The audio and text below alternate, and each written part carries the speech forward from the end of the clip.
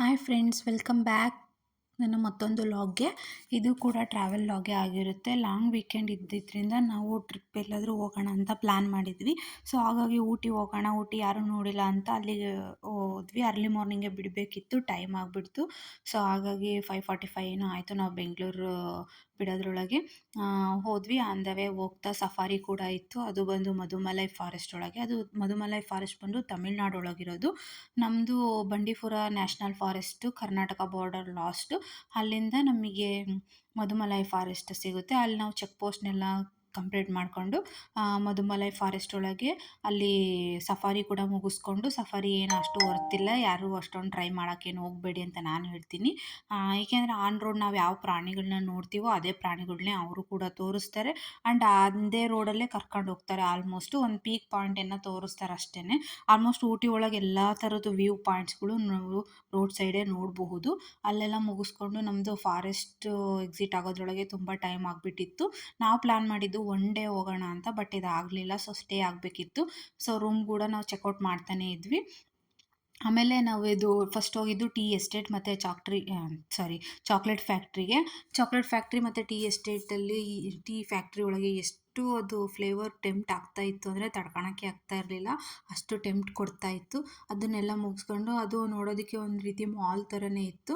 So ಅದನ್ನೆಲ್ಲ ಮುಗಿಸ್ಕೊಂಡು ನಾವು ಬೊಟಾನಿಕಲ್ ಗಾರ್ಡನ್ಗೆ ಹೋದ್ವಿ. ಬೊಟಾನಿಕಲ್ ಗಾರ್ಡನ್ನು ಅಷ್ಟೇ ಟೈಮ್ ಆಗುತ್ತೆ ಅಂತ ಸೊ ಬೇಗನೆ ಹೋಗಿ ಮುಗಿಸ್ಕೊಂಡು ಅಲ್ಲೆಲ್ಲ ಟೈಮ್ ಎಲ್ಲ ಸ್ಪೆಂಡ್ ಮಾಡಿ ಫೋಟೋಸು ವೀಡಿಯೋಸ್ ಎಲ್ಲ ಮಾಡಿಕೊಂಡು ನಾವು ಡಿನ್ನರ್ ಕೂಡ ಅಲ್ಲೇ ಮುಗಿಸ್ಕೊಂಡು ಬಂದ್ವಿ. ಅಷ್ಟರೊಳಗೆ ನಮ್ಮದು ಆಲ್ರೆಡಿ ಚೆಕ್-ಇನ್ ಆಗಿತ್ತು. ನನಗೆ ಆವಾಗಲೇ ವೀಡಿಯೋ ಮಾಡ್ಕೊಳಕ್ಕೆ ಆಗಿರಲಿಲ್ಲ. ಇಲ್ಲಿ ಬಂದುಬಿಟ್ಟು ನಾವು ಅವ್ರ ಹತ್ರ ಮತ್ತೆ ಕೀ ಇಸ್ಕೊಂಡು ನಮ್ಮ ರೂಮ್ ಒಳಗೆ ಹೋದ್ವಿ. ಸೊ ರೂಮ್ ಕೂಡ ಹೈಜಿನಿಕ್ಕಾಗಿ ಇತ್ತು. ಬಟ್ ಏನೂ ಡಿನ್ನರ್ ಫೆಸಿಲಿಟಿ, ಬ್ರೇಕ್ಫಾಸ್ಟ್ ಫೆಸಿಲಿಟಿ ಇರಲಿಲ್ಲ. ಆ್ಯಂಡ್ ಎಕ್ಸ್ಪೆನ್ಸಿವ್ ಕೂಡ ಅಂತ ಅನ್ನಿಸ್ತು. ಒನ್ ಡೇಗೆಲ್ಲ 3000 ಗಟ್ಟಲೆ ಪೇ ಮಾಡಬೇಕು. ವೀಕೆಂಡ್ ಆಗಿರೋದ್ರಿಂದ ಏನೂ ಮಾಡೋಕ್ಕಾಗಲ್ಲ. ಆ್ಯಂಡ್ ಇನ್ನೊಂದೇನೆಂದರೆ ಟೂರಿಸ್ಟ್ ಪ್ಲೇಸ್ ಅಲ್ವಾ, ಸೊ ಹೈ ಬಜೆಟಲ್ಲೇ ಇರುತ್ತೆ ಎಲ್ಲದೂ ಕೂಡ. ಸೊ ಏನು ಮಾಡೋಕ್ಕಾಗುತ್ತೆ ಅಂತ ಹೋಗ್ಬಿಟ್ಟು ಸ್ಟೇ ಆದ್ವಿ. ಆಮೇಲೆ ಫ್ರೆಶ್ ಅಪ್ ಕೂಡ ಆಗಿಬಿಟ್ಟು ಮಲಗಿದ್ವಿ ನಾವು. ತುಂಬ ಟಯರ್ಡ್ ಆಗಿಬಿಟ್ಟಿತ್ತು. ಲಾಂಗ್ ಜರ್ನಿ ಆಗಿದ್ದ ಕಾರಣ ಸಿಕ್ಕಾಪಟ್ಟೆ ಟಯರ್ಡ್ ಆಗಿತ್ತು. ಸೊ ಹಾಗಾಗಿ ಡಿನ್ನರೆಲ್ಲ ಮುಗಿಸಿದ್ವಲ್ಲ, ಹಾಗೆ ಫ್ರೆಶ್ ಅಪ್ ಆಗಿಬಿಟ್ಟು ಮಲಗಿಬಿಟ್ವಿ. ಮಾರ್ನಿಂಗ್ದು ನಮ್ಮದು ಎಲ್ಲ ಥರದ್ದು ಪ್ಲ್ಯಾನ್ಸು ಶೆಡ್ಯೂಲ್ ಆಗಿಬಿಟ್ಟಿತ್ತು. ಸೊ ಅದ್ರ ಪ್ರಕಾರ ನಾವು ಪಿಕಪ್ ಆಗಬೇಕಪ್ಪ ಅಂದರೆ ಅರ್ಲಿ ಸ್ಲೀಪು ಬೆಟರ್ ಅಂತ ಬೇಗನೆ ಮಲ್ಕೊಂಡ್ವಿ. ಬಾಲ್ಕನಿ ಕೂಡ ಇತ್ತು. ಬಾಲ್ಕನಿಯಿಂದ ಎಲ್ಲ ಕಾಣಿಸ್ತಾ ಇತ್ತು. ಮೇಲ್ಗಡೆ ಫ್ಯಾಕ್ಟ್ರಿ ಅದು ಎಲ್ಲನೂ ನೋಡ್ಬೋದಿತ್ತು. ಇದು ಬಂದು ವುಡನ್ ಸ್ಪ್ರಿಂಗ್ ವುಡನ್ ಸ್ಪ್ರಿಂಗ್ ಅಂತ ಒಂದು ಸ್ಟೇ ಹೋಮು. ಎಲ್ಲವೂ ಕೂಡ ತುಂಬ ಹೈ ಎಕ್ಸ್ಪೆನ್ಸಿವ್ ಆಗಿ ಇದ್ವು. ಏಕೆಂದರೆ ಲಾಂಗ್ ವೀಕೆಂಡ್ ಆಗಿರೋದ್ರಿಂದ, ವೀಕೆಂಡಲ್ಲಿ ಟೂರಿಸ್ಟ್ ಪ್ಲೇಸ್ಗಳೆಲ್ಲ ಹೈ ಬಜೆಟಲ್ಲೇ ಇರ್ತವೆ ರೆಂಟು. ಸೊ ಹಾಗಾಗಿ ಪೇ ಮಾಡಿಬಿಟ್ಟು ಹೋದ್ವಿ. ಚೆನ್ನಾಗಿತ್ತು. ಚೆನ್ನಾಗೆಲ್ಲ ಹೈಜಿನಿಕ್ ಆಗಿತ್ತು. ಹಾಟ್ ವಾಟರ್ ಫೆಸಿಲಿಟಿ ಎಲ್ಲನೂ ಚೆನ್ನಾಗಿತ್ತು. ಎನಿ ಟೈಮ್ ಹಾಟ್ ವಾಟರ್ ಇತ್ತು. ತುಂಬ ಚಳಿ ಅಲ್ವಾ ಅಲ್ಲಿ. ಅಂದರೆ ಊಟಿ ಮತ್ತು ಸಖತ್ ಗ್ರೀನರಿ ಆಗಿತ್ತು. ನಾನು ಪ್ರಿಫರ್ ಮಾಡೋದು ಮಾನ್ಸೂನಲ್ಲಿ ಹೋಗೋದು ಬೆಟರ್ ಅಂತ ಅನಿಸುತ್ತೆ.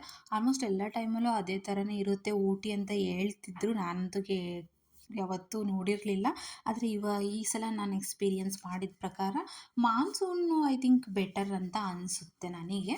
ಅದೆಲ್ಲ ಅವ್ರವ್ರ ಟೇಸ್ಟಿಗೆ ಬಿಟ್ಟಿದ್ದು. ಆಮೇಲೆ ಫಸ್ಟ್ ಹೋಗಿದ್ದು ನಾವು ದೊಡ್ಡಬೆಟ್ಟ ಪೀಕ್ ಅಂತ ಹೇಳಿ ಅರ್ಲಿ ಮಾರ್ನಿಂಗ್. ಫಸ್ಟ್ ಇದು ನಾವು 2 ಡೇಸ್ ಲಾಗ್ರಾಗ ಫ್ರೆಂಡ್ಸ್ ಅಪ್ಡೇಟ್ ಮಾಡ್ತಾ ಇರೋದು. ಅರ್ಲಿ ಮಾರ್ನಿಂಗೇ ನಾವು 8 ಹಂಗೆ ಬ್ರೇಕ್ಫಾಸ್ಟು ಅದು ಏನು ಇಲ್ಲದೇ ಅಲ್ಲೇ ಸ್ವಲ್ಪ ಸ್ನ್ಯಾಕ್ಸ್ ಅದು ಇದು ತಿಂತಾನೇ ಇದ್ವಿ. ಸೊ ನಾವು ದೊಡ್ಡಬೆಟ್ಟ ಪೀಕ್ ಫಸ್ಟ್ ಹೋಗಿದ್ದು. ಚೆನ್ನಾಗಿತ್ತು, ತುಂಬ ಚೆನ್ನಾಗಿದೆ ದೊಡ್ಡಬೆಟ್ಟ ಪೀಕು.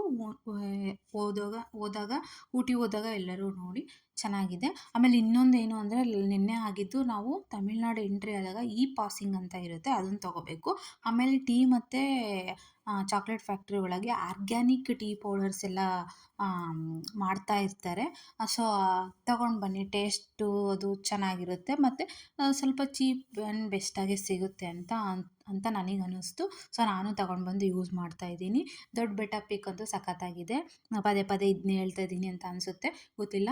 ನನಗೆ ಆಮೇಲೆ ಫೀಲ್ ಆಗುತ್ತೆ ಆ ಥರ. ಅಂದರೆ ನಾನಂತೂ ತುಂಬ ಎಂಜಾಯ್ ಮಾಡಿದೆ ದೊಡ್ಡ ಬೆಟ್ಟ ಪೀಕ್‌ನು. ಅಲ್ಲಿ ಮೈಕ್ರೋಸ್ಕೋಪಲ್ಲಿ ಒಂದಿಷ್ಟು ವ್ಯೂ ಪಾಯಿಂಟ್ಸ್‌ಗಳ್ನ ಹಾಕಿದ್ದಾರೆ. ಬಟ್ ಅಲ್ಲಿ ತೋರ್ಸೋರು ಯಾರೂ ಇರಲಿಲ್ಲ. ನಾವು ಇನ್ನು ಜಾಸ್ತಿ ಕೇಳೋದಕ್ಕೂ ಹೋಗಲಿಲ್ಲ. ದೊಡ್ಡ ಬೆಟ್ಟ ಪೀಕ್ ಎಲ್ಲ ಮುಗಿಸ್ಕೊಂಡು ನಾವು ನೆಕ್ಸ್ಟು ಹೋಗಿದ್ದು ಇದು ಟೀ ಎಸ್ಟೇಟ್‌ಗೆ. ಟೀ ಎಸ್ಟೇಟಲ್ಲಿ ಏನು ಅಂದರೆ ಗಾರ್ಡನ್ ಕೂಡ ಇದೆ ಒಂದು ಸೈಡು, ಒಂದು ಸೈಡ್ ಟೀ ಎಸ್ಟೇಟ್ ಇದೆ. ಇಲ್ಲಿ ಯಾವುದಿದು ಒಂದು ದೊಡ್ಡ ಬೆಟ್ಟ ಪೀಕಲ್ಲೇ ನಾವು ಹೋಗ್ತಾ ಇರೋದು ಒಂದು ಯಾವುದೋ ವ್ಯೂ ಪಾಯಿಂಟ್ ಅಂತ.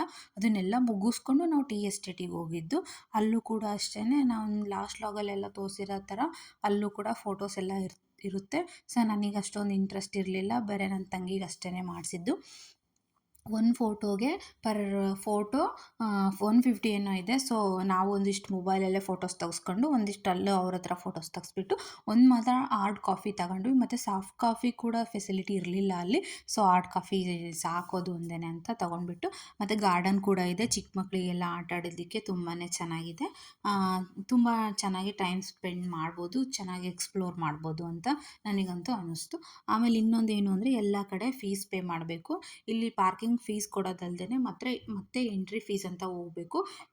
ಇದು ಏನು ನೋಡ್ತಾ ಇದ್ದೀರಾ, ಇದು ಬಂದು ಗೌರ್ನಮೆಂಟ್ ಮ್ಯೂಸಿಯಮ್ ಅಂತ ಹೇಳ್ಬಿಟ್ಟಿರೋದು.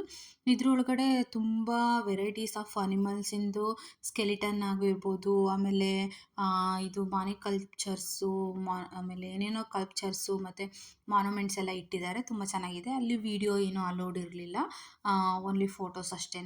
ಅದನ್ನೆಲ್ಲ ಮುಗಿಸ್ಕೊಂಡು ನಾವು ಅದರೊಳಗೇ ಚೆಕ್ಔಟ್ ಅದು ಅಲ್ಲಿ ಹೋಗೋಕ್ಕೂ ಮುಂಚೆನೇ ನಾವು ಚೆಕ್ಔಟ್ ಆಗಿದ್ವಿ ರೂಮ್ದು. ಬಟ್ ನನಗೆ ಅಲ್ಲೇನು ಕ್ಯಾಪ್ಚರ್ ಮಾಡೋಕ್ಕಾಗಿರಲಿಲ್ಲ.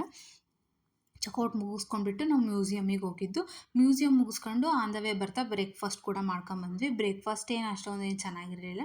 ಓಕೆ ಹೊಟ್ಟೆ ಹಸಿವು ತಡ್ಕೊಳಕ್ಕಾಗ್ದೇ ಓಕೆ ಅನ್ನೋ ಥರ ತಿಂದ್ಕೊಂಡಿದ್ದು. ಆಮೇಲೆ ಅದನ್ನು ಮುಗಿಸ್ಕೊಂಡು ಮತ್ತು ಕಾಫಿ ಕೂಡ ಏನು ಅಷ್ಟೊಂದು ಚೆನ್ನಾಗಿರಲ್ಲ ಅಲ್ಲಿ ಅನಿಸುತ್ತೆ, ನನಗೆ ಅನಿಸಿದ್ದು. ಬಟ್ ಟೀ ಮಾತ್ರ ಚೆನ್ನಾಗಿರುತ್ತೆ. ಅದನ್ನು ಮುಗಿಸ್ಕೊಂಡು ರೋಸ್ ಗಾರ್ಡನಿಗೆ ಬಂದ್ವಿ. ರೋಸ್ ಗಾರ್ಡನ್ ಅಷ್ಟೇ ಸಿಕ್ಕಾಪಟ್ಟೆ ಚೆನ್ನಾಗಿದೆ. 1700 ಪ್ಲ್ಯಾಂಟ್ಸ್ ಇದ್ದಾವೆ, 700 ಬೀಡ್ಸ್ ಇದ್ದಾವೆ. ಸಖತ್ತು ವೆರೈಟೀಸ್ ಆಫ್ ರೋಸ್ ಪ್ಲ್ಯಾಂಟ್ಸ್ ಇದೆ. ನಾನಂತೂ ತುಂಬ ಎಂಜಾಯ್ ಮಾಡ್ತಿದ್ದೆ. ಆ್ಯಂಡ್ ಮಳೆ ಕೂಡ ಬರ್ತಾ ಇತ್ತು. ಆ ಮಳೆ, ಚಳಿ, ಗಾಳಿ ಸಖತ್ತು ಚಿಲ್ಲಾಗಿತ್ತು. ತುಂಬಾ ಎಂಜಾಯ್ ಮಾಡ್ತಾ ಇದ್ವಿ ನಾವಂತೂ. ಅದನ್ನೆಲ್ಲ ಮುಗಿಸ್ಕೊಂಡು ನಾವು ನೆಕ್ಸ್ಟ್ ಹೋಗಿದ್ದು ಬೋಟ್ ಹೌಸಿಗೆ. ಸಿಕ್ಕಾಪಟ್ಟೆ ಮಳೆ ಬಂದಿದ್ದ ಕಾರಣ ಒಂದು ರೋಡು ಬ್ಲ್ಯಾಕ್ ಆಗಿಬಿಟ್ಟಿತ್ತು ಮಳೆ ಬಂದುಬಿಟ್ಟು. ಸೊ ಇದು ನನಗೆ ಅಷ್ಟೊಂದು ಇಂಟ್ರೆಸ್ಟ್ ಇರಲಿಲ್ಲ ಬೋಟ್ ಹೌಸ್ ಹೋಗೋದಕ್ಕೆ. ಬಟ್ ಇವರಿಬ್ಬರಿಗೆ ತುಂಬ ಇಂಟ್ರೆಸ್ಟ್ ಇದ್ದಿದ್ದ ಕಾರಣ ನಾವು ಬೋಟ್ ಹೌಸಿಗೆ ಹೋಗಬೇಕಾಯ್ತು. ಬಟ್ ಟೈಮ್ ಕೂಡ ಓಡ್ತಾನೆ ಇತ್ತು ನಮಗೆ. ನನಗೆ ನೈಟು ಟ್ರಾವೆಲ್ ಮಾಡೋಕ್ಕೆ ಅಷ್ಟೊಂದು ಇಷ್ಟ ಇರಲಿಲ್ಲ. ಸೊ ಟೈಮ್ ಪಿಕಪ್ ಮಾಡೋಣ ಅಂತ ಎಷ್ಟು ಟ್ರೈ ಮಾಡಿದರೂ ಆಗಲೇ ಇಲ್ಲ. ಇನ್ನೂ ಒಂದು ಮುಂದೆ ಪ್ರಾಬ್ಲಮ್ ಆಯಿತು, ಅದೇನಂತ ಹೇಳ್ತೀನಿ. ಯಾಕೆ ಅದು ಆಯಿತು ಅಂದರೆ ಮಳೆ ಬಂದಿದ್ದ ಕಾರಣ. ಸೊ ಇವಳಂತೂ ತುಂಬ ಎಂಜಾಯ್ ಮಾಡ್ತಾ ಇದ್ಲು, ನನ್ನ ತಂಗಿಯ ಬೋಟ್ ಹೌಸಲ್ಲಿ. ಅದರಲ್ಲಿ ಎಲ್ಲಯ ಅಲ್ಲಿ ಒಂದೆರಡು ಫ್ಯಾಮಿಲಿ ಕೂಡ ನಮ್ಮ ಜೊತೆ ಮಿಂಗಲ್ ಆಗಿದ್ವು. ತುಂಬ ಎಂಜಾಯ್ ಮಾಡ್ತಾ ಇದ್ವಿ ಅಲ್ಲಿ. ಆ ಬೋಟಿಗೆ ತಕ್ಕನಂತೆ ನಾವು ಫೀಸ್ನ ಪೇ ಮಾಡಿಬಿಟ್ಟು ಹೋಗ್ಬೇಕಲ್ಲಿ. ಆ್ಯಂಡ್ ಇನ್ನೊಂದೇನೆಂದರೆ ಇಲ್ಲಿ ನಾವು ನೆಕ್ಸ್ಟ್ ಹೋಗಿದ್ದೇನು ಫೈನ್ ಫಾರೆಸ್ಟ್ ಅಂತ ಹೇಳಿ. ಇದು ಕೂಡ ಅಷ್ಟೇ, ನಾವು ಬೋಟ್ ಹೌಸಲ್ಲಿ ಏನು ವಾಟರ್ ನೋಡಿದ್ವಿ ಆ ಬ್ಯಾಕ್ ವಾಟರ್ ಬಂದು ಅಲ್ಲಿ ನಿಂತಿರೋದಕ್ಕೆ ಇದು ಫೈನ್ ಫಾರೆಸ್ಟ್ ಒಳಗೆ ಡೌನಲ್ಲಿ ಹೋಗ್ಬಿಟ್ಟು ಕಾಣಿಸುತ್ತೆ, ಅದು ಕೆರೆ ಥರ. ಅದು ಒಂದು ಚೆನ್ನಾಗಿತ್ತು. ಅದನ್ನು ಮುಗಿಸ್ಕೊಂಡು ನೆಕ್ಸ್ಟ್ ನಾವು ಹೋಗಿದ್ದು ಶೂಟಿಂಗ್ ಪ್ಲೇಸಿಗೆ. ಶೂಟಿಂಗ್ ಪ್ಲೇಸು ಅಷ್ಟೇ ತುಂಬ ಚೆನ್ನಾಗಿದೆ. ತುಂಬ ಫೋಟೋಸು ನಾವು ತಗೊಂಡಿರೋದನ್ನು ಹೇಳಿದ್ದು ನಾನು. ತುಂಬ ಶೂಟಿಂಗ್ ಎಲ್ಲ ನಡೆಯುತ್ತಂತಲ್ಲಿ. ನನಗೂ ನೆನಪಿಲ್ಲ ಅಷ್ಟೊಂದು. ಅದೋ ನೀ ಬರೆದ ಕಾದಂಬರಿನೋ ಯಾವುದೋ ನಡೆದಿದೆ ಇಲ್ಲಿ ಅಂತ ಹೇಳ್ತಾಯಿದ್ರು. ಚೆನ್ನಾಗಿದೆ ಶೂಟಿಂಗ್ ಪ್ಲೇಸು. ಇಲ್ಲೂ ಕೂಡ ಅಷ್ಟೇ ಫೀಸ್ ಪೇ ಮಾಡಬೇಕು. ಮತ್ತು ತುಂಬ ಚೆನ್ನಾಗಿದೆ ವೆದರು. ಇದು ಪ್ಲೇಸು ಸಖತ್ತಾಗಿದೆ. ಸಖತ್ತು ಮೋಡ, ಅದು ಎಲ್ಲ ಆ ಥರ ವ್ಯೂಸ್ಗಳು ಸಖತ್ತಾಗಿ ಕಾಣಿಸ್ತಾ ಇರುತ್ತೆ. ಸೊ ಅದನ್ನೆಲ್ಲ ಮುಗಿಸ್ಕೊಂಡು ಅಲ್ಲಿ ಸ್ವಲ್ಪ ಚಿಟ್ ಚಾಟ್ ಕೂಡ ಮಾಡ್ಕೊಂಡು ಬಿಡೋದ್ರೊಳಗೆ ಆಲ್ಮೋಸ್ಟ್ ನಮಗೆ 6:30 ಆಗಿಬಿಟ್ಟಿತ್ತು. ಅಲ್ಲಿಂದ ಮತ್ತೆ ನಮ್ಮದು ಪೆಟ್ರೋಲ್ ಸ್ವಲ್ಪ ಲೋ ಆಗಿತ್ತು ಗಾಡಿದು. ಮತ್ತೆ ನಾವು ಹಿಂದ್ಗಡೆ ಹೋಗ್ಬಿಟ್ಟು ಪೆಟ್ರೋಲ್ ಹಾಕ್ಸ್ಕೊಂಡು ಮತ್ತೆ ನಮಗೆ ಡಬಲ್ ಆಯ್ತದು. ಹಿಂದೆ ಹೋಗಿ ಮತ್ತೆ ಮುಂದೆ ಅದೇ ರೋಡಲ್ಲೇ ಬಂದ್ವಿ ನಾವು. ಇನ್ನೊಂದೇನು ಅಂದರೆ ಚೆಕ್ ಪೋಸ್ಟು ಕ್ಲೋಸ್ ಆಗೋದು 8:30ಗೆ ಟೈಮಿಂಗ್ಸು. ಇದನ್ನೆಲ್ಲರೂ ಮೈಂಡಲ್ಲಿ ಇಟ್ಕೊಂಡು ಹೋಗಿ. ಔಟ್ ಆಫ್ ಸ್ಟೇಟ್ ಟ್ರಾವೆಲ್ ಮಾಡ್ತಿದ್ದೀರಾ, ಚೆಕ್ ಪೋಸ್ಟ್ ದಾಟಿ ಹೋಗ್ಬೇಕಪ್ಪ ಅಂದರೆ. ಸೊ ಇದು ಏನು ಮಾಡ್ತು ಅಂದರೆ ನಮಗೆ 8:30 ಟೈಮ್ ಆಗಿಬಿಡ್ತು. ಸೊ ನಮಗೆ ಸಿಗುತ್ತೋ ಇಲ್ಲೋ ಅಂದ್ಕೊಂಡು ನಾವು ಬಂದ್ವಿ. ಬಟ್ ಥ್ಯಾಂಕ್ ಗಾಡ್ ನಾವು ಅಲ್ಲಿಂದ ಪಾಸ್ ತಗೊಂಡು ಬ್ಯಾಕ್ ಟು ಬೆಂಗಳೂರು ಆದ್ವಿ. ಅಂದರೆ ನಾವು ಇದು ಕೇರಳ ಸೈಡಿಂದ ಬರೋದು. ಎಂಟ್ರಿ ಆಗೋದು ಮಾತ್ರ ತಮಿಳ್ನಾಡು ಒಳಗಿಂದ ಮಧುಮಲೈ ಫಾರೆಸ್ಟ್ ಒಳಗೆ. ವಾಪಸ್ ಬರೋದು ನಾವು ಗುಂಡ್ಲೂರು ಅನ್ನೋ ಫಾರೆಸ್ಟ್ ಒಳಗೆ. ಓಕೆ, ಎಲ್ಲರಿಗೂ ವಿಡಿಯೋ ಇಷ್ಟ ಆಗಿದೆ ಅಂದ್ಕೊಳ್ತೀನಿ. Thank you.